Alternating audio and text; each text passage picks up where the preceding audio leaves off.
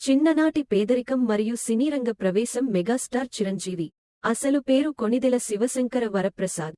ఆంధ్రప్రదేశ్లోని ఒక చిన్న గ్రామంలో పుట్టి సాధారణ కుటుంబంలో పెరిగారు. ఆయన తండ్రి పోలీసులు కావడం వల్ల స్థిరమైన ఆర్థిక స్థితి లేకపోయింది. చిన్ననాటి నుంచే నటనపై ఆసక్తి ఉన్నప్పటికీ కుటుంబ పరిస్థితుల కారణంగా సినీరంగంలో అడుగుపెట్టడం చాలా కష్టమైంది.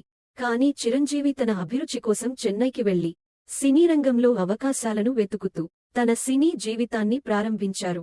ప్రారంభ కష్టాలు మరియు నిరాకరణలు. చెన్నై చేరుకున్న తర్వాత చిరంజీవి సినీరంగంలో అడుగుపెట్టడానికి ఎన్నో కష్టాలు ఎదుర్కొన్నారు. సీరియల్ ఆడిషన్లు, పరిశ్రమలో పరిచయాలు లేకపోవడం వల్ల ఆయనకు ప్రారంభంలో పెద్ద అవకాశాలు దొరకలేదు. పునాదిరాలు 1978 చిత్రంలో మొదటి పాత్రతో చిత్ర పరిశ్రమలో అడుగుపెట్టిన ఆ చిత్రం పెద్దగా గుర్తింపు పొందలేదు. కానీ ప్రాణం ఖరీదు 1978 చిత్రం ద్వారా సినీ పరిశ్రమలో ఆయన స్థిరపడ్డారు. ఈ సమయంలో అతను ఎన్నో విఫల చిత్రాలతో ఇబ్బందులు పడ్డారు. కానీ తన కఠోర శ్రమను కొనసాగిస్తూ ముందుకు సాగారు. ఖైదీ మరియు సూపర్ స్టార్గా ఎదగడం. 1983లో వచ్చిన ఖైదీ సినిమా చిరంజీవి కెరీర్లో కీలక మలుపు. ఈ చిత్రంలో ఆయన చేసిన తిరుగుబాటు ఖైదీ పాత్ర ప్రేక్షకులను విపరీతంగా ఆకట్టుకుంది. చిరంజీవి నటన, యాక్షన్ సీన్లు, ప్రత్యేకంగా డాన్స్ మూమెంట్స్ ప్రేక్షకులను ఆకర్షించాయి.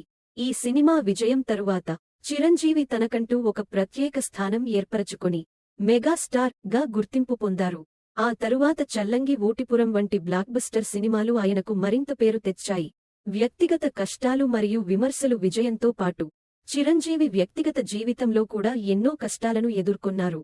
1990లలో కొన్ని చిత్రాలు ఆశించిన స్థాయిలో రాణించకపోవడంతో ఆయన కెరీర్పై కొన్ని విమర్శలు వచ్చాయి.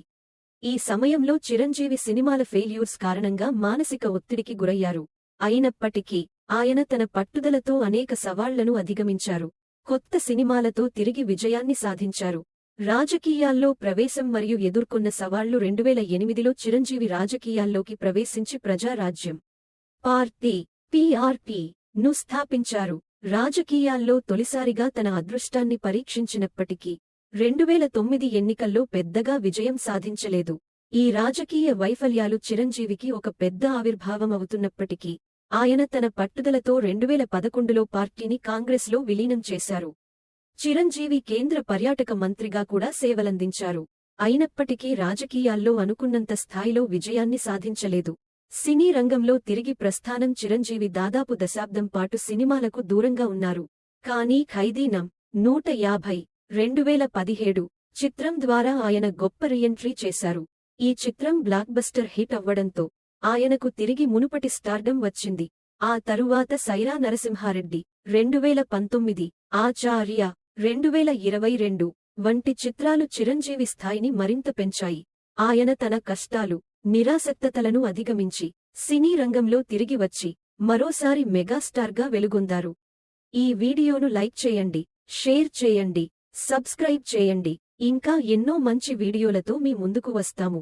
ధన్యవాదాలు.